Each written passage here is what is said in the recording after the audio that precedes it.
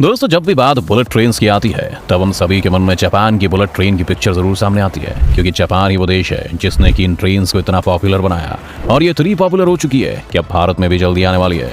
तो हमने सोचा कि आज की इस वीडियो में आपको वो सारी जानकारी दें जिससे कि आपको बुलेट ट्रेन के बारे में सब कुछ पता चल जाए। तो मोबाइल थाम के बैठिए, क्योंकि 8 मिनट में हम बताएंगे कि क्या है बुलेट ट्रेन और कैसे काम करती है ये। इसके साथ ही भारत की बुलेट ट्रेन कैसी होने वाली है, सब कुछ इस वीडियो के अंत तक। बुलेट ट्रेन क्या है? बुलेट ट्रेन को हम हाई स्पीड रेल यानी HSR भी कहते हैं। ये एक नई टाइप की पैसेंजर रेल ट्रांसपोर्ट है जो कि नॉर्मल ट्रैफिक ट्रेन या ट्रेडिशनल रेलवे की तुलना में बहुत ज्यादा फास्ट और कंफर्टेबल है। इसे बुलेट ट्रेन इसलिए कहा जाता है क्योंकि ये बुलेट यानी कि गोली की रफ्तार से चलती है। मगर आपको बता दें कि ट्रेन नॉर्मल रेलवे ट्रैक्स पर नहीं चल सकती है, बल्कि इनके लिए नए ट्रैक्स और स्पेशल ट्रैक्स चाहिए जो कि इनकी स्पीड को बढ़ाने में मदद करते हैं। आपको बता दें कि इसे जापान में करीब 50 सालों पहले लॉन्च किया गया था। उस समय के हिसाब से बुलेट ट्रेन सबसे तेज गति वाली ट्रेन थी। जापान में बुलेट ट्रेन को शिनकानसेन कहा जाता है। आपको बता दें कि इसका आविष्कार हिडेयोशिमा ने किया था, जो एक जापानीज इंजीनियर थे जो कि बुलेट ट्रेन के पीछे के मेन ड्राइविंग फोर्स थे। दोस्तों, बुलेट ट्रेन का काम सिंपल और साथ ही कॉम्प्लेक्स भी होता है। आपको ये जानने से पहले कि बुलेट ट्रेन कैसे काम करती है, ये जानना होगा कि मैग्नेट्स कैसे काम करते हैं, क्योंकि इसी पर बुलेट ट्रेन की नींव रखी गई है। तो इतना तो आपको पता ही होगा कि एक मैग्नेट के 2 पोल्स होते हैं, एक नॉर्थ पोल और दूसरा है साउथ पोल। और ये भी शायद आप जानते होंगे कि मैग्नेट के सिमिलर पोल्स हमेशा रिपेल करते हैं, मतलब एक दूसरे को दूर फेंकते हैं। वहीं ऑपोजिट पोल्स एक दूसरे से अट्रैक्ट होते हैं। ये प्रिंसिपल ही है जो कि गवर्न करती है बुलेट ट्रेन को। यहाँ आपको बता दें कि मैग्नेट भी 2 तरह के होते हैं, एक परमानेंट मैग्नेट, दूसरा इलेक्ट्रोमैग्नेट्स। इसमें परमानेंट मैग्नेट हमेशा ही मैग्नेटिक होते हैं, यानी इनकी चुंबकीय शक्ति हमेशा इनके अंदर मौजूद रहती है। वहीं इलेक्ट्रोमैग्नेट्स इसका उल्टा होते हैं।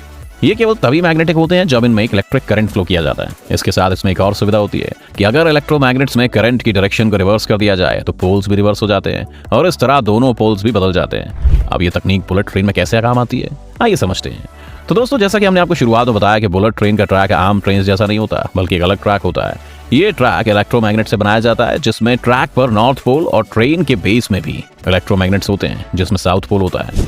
जब ट्रेन को इस ट्रैक के ऊपर रखा जाता है तो ट्रेन और ट्रैक के ऑपोजिट पोल एक दूसरे को रिपेल करके आगे धकेलते हैं और ट्रेन दौड़ने लगती है। तो इसमें आप ये भी समझ लीजिए कि बुलेट ट्रेन को चलाने के लिए जो उसको पटरी होती है ना, वो मैग्नेट का नॉर्थ पोल होती है और ट्रेन के अंदर दौड़ रहा होता है साउथ पोल का करंट, जिसकी वजह से ये दोनों एक दूसरे को रिपेल करते हैं और एक नॉर्थ पोल साउथ पोल को अपने से आगे की ओर धकेलता है। और जैसे ही वो साउथ पोल दूसरे नॉर्थ पोल की तरफ पहुंचता है तो वो भी उसके साथ ऐसा ही करता है। और ये करते करते बुलेट ट्रेन हवा में तैरती हुई अपने डेस्टिनेशन पर पहुंच जाती है। अब आप सोच रहे होंगे कि जब ये ट्रेन ऐसे चलती रहती है तो रुकती कैसे होगी? तो आपको याद होगा हमने शुरुआत में कहा था कि इलेक्ट्रोमैग्नेटिक करंट पर चलती है ये, जिसको कंट्रोल किया जा सकता है। इसलिए जब कभी भी ट्रेन को रोकना होता है तब ये करंट फ्लो रोक दिया जाता है और ट्रेन वहीं रुक जाती है। मगर दोस्तों, सिर्फ मैग्नेट्स की वजह से ये ट्रेन फास्टेस्ट नहीं है। इसमें और भी कई रीजंस हैं जो इस ट्रेन को फास्टेस्ट ट्रेन बनाते हैं। मैग्नेट्स तो सिर्फ इसकी वर्किंग का एक तरीका है। तो आइए उन बाकी कारणों को भी जान लेते हैं। एक स्टीम लाइन बॉडी का होना। अगर किसी ट्रेन को 200 किलोमीटर पर आवर या उससे ज्यादा की गति प्राप्त करनी है तो ट्रेन की बॉडी को एरोडायनामिक बॉडी में बनाया जाता है, जिससे उन्हें कम विंड रेजिस्टेंस मिले।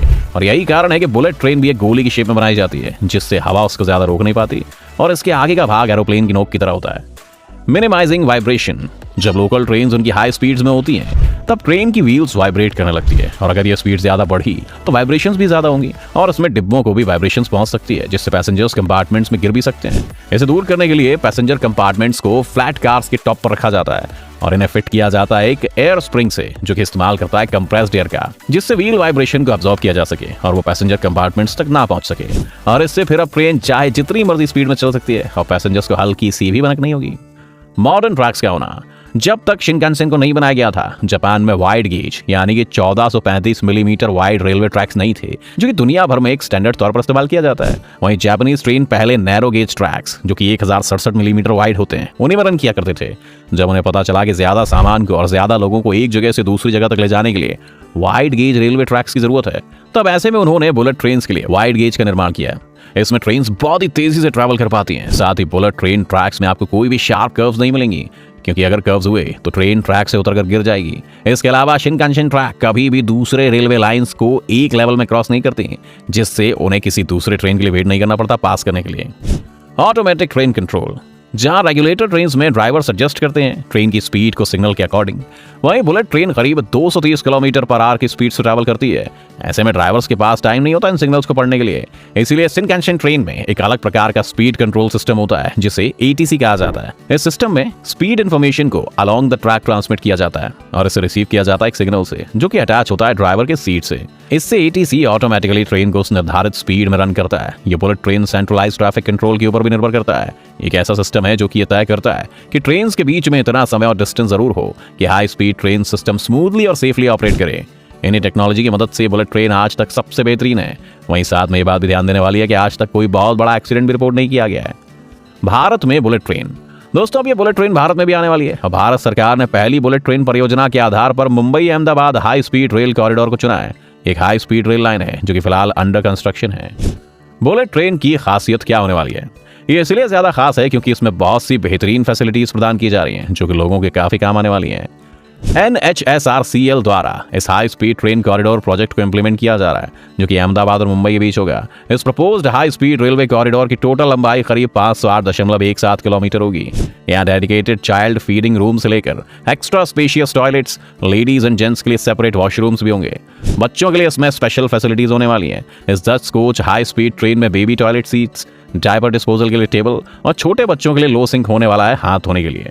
इसमें आपको फ्रीजर, टी, कॉफी मेकर भी मिलने वाला है। इस नई generation Japanese high speed train में जहां की 55 सीट्स बिजनेस क्लास है और 695 सीट्स स्टैंडर्ड क्लास की हैं। इस ट्रेन के कोचेस में आपको comfortable automatic seat rotation system की सुविधा प्रदान की जाएगी। साथ ही कोचेस में LCD स्क्रीन होंगी जो कि डिस्प्ले करेंगी current station, next stoppage, destination, scheduled and expected time कितना लगेगा आपको नेक्स्ट स्टॉप या डेस्टिनेशन स्टेशन पहुंचने में। तो दोस्तों ये थी बुलेट ट्रेन और कैसे काम करती है। साथ ही साथ भारत की ट्रेन के भी दर्शन हमने आपको करवा दिए। तो आप भी एक कमेंट करके बता दीजिए कि आपको वीडियो कैसी लगी।